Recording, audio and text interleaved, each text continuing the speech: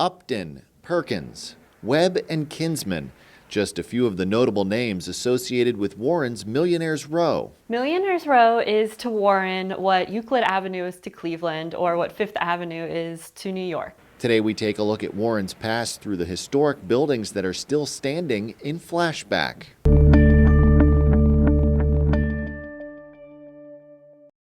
Flashback is sponsored by Hickey Metal Fabrication. Taking a trip down Mahoning Avenue in Warren, you'll see grand houses and buildings on both sides of the street, including Warren City Hall.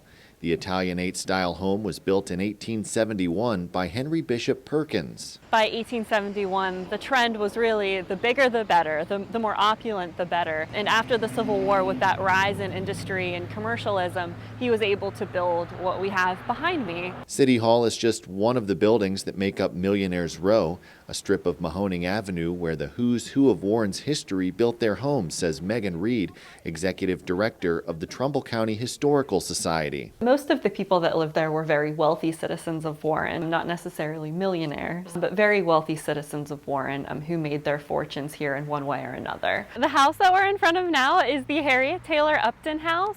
Most people know this house as being the home place of Harriet Taylor Upton, who was very instrumental in the National Women's Suffrage Association. The green home was the home of Peter and Marie Webb.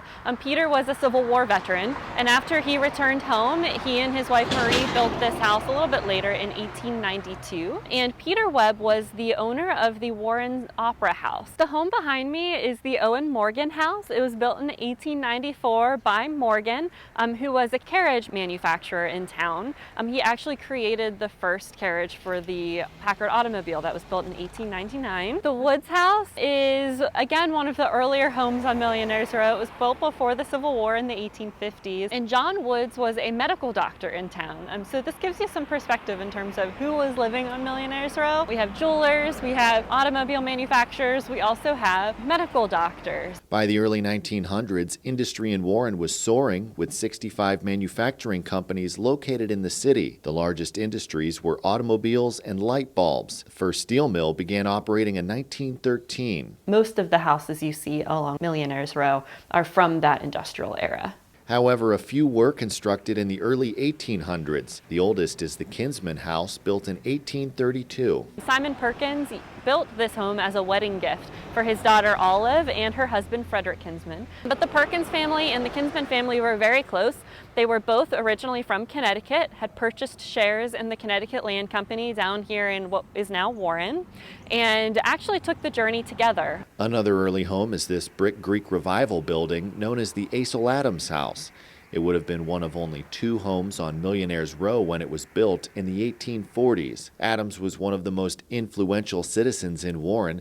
When he was 26, he contracted with the U.S. government to have a mail route. He had a 2-week-long route that traveled to Pittsburgh and back to bring the mail, but he was known in Warren. He was very well known as being a fur trapper. He was one of the citizens of Warren that would have gotten along pretty well with the early Native American groups that were still here. He eventually opened up an inn in Warren in a general store and sold most of his items out of that store.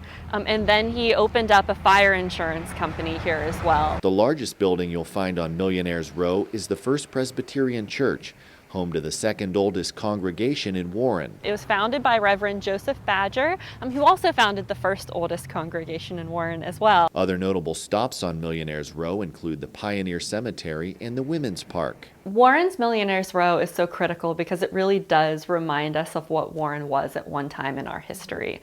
Looking through our downtown and within our neighborhoods now, there are so many historic buildings, particularly on Millionaires Row, that showcase how vibrant and wealthy Warren was at one point. Throughout the Industrial Revolution and within the Second Industrial Revolution, Warren really made its mark nationwide. You can read more in the mid-October issue of the Business Journal, out now. Click the subscribe tab to order your copy today.